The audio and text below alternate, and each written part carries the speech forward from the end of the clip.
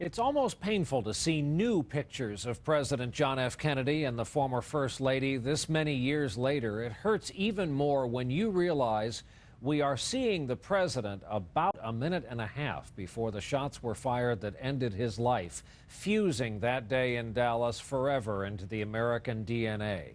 Tonight on this President's Day, NBC's Pete Williams reports on this new color film shot that day but not shown until now. Remarkably clear, the film shows President and Mrs. Kennedy riding in an open Lincoln Continental. The sixth-floor museum in Dallas, which focuses on the assassination, calls it an important addition to the historical record. You become part of the motorcade, and this was a completely different angle from what we'd seen before. A look of Jackie Kennedy and President Kennedy 90 seconds before the assassination took place, and they look very serene and happy.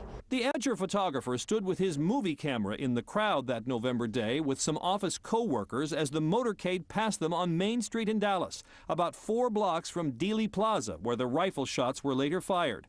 The limousine approaches, presidential flags flapping. 2 Secret Service agents sit in front. Behind them, barely visible, John Connally, the Texas governor, with his wife Nellie next to the window. Then in the rear, the president in the right seat, Jackie Kennedy on the left. Clint Hill, the agent assigned to protect the First Lady, rides on the bumper. He crawled up on the trunk after the president was shot. The Texas man who made the home movie, George Jefferies, now 82, never thought much about it. But at the urging of his son-in-law, he dug it out of a pile of old films and gave it to the museum.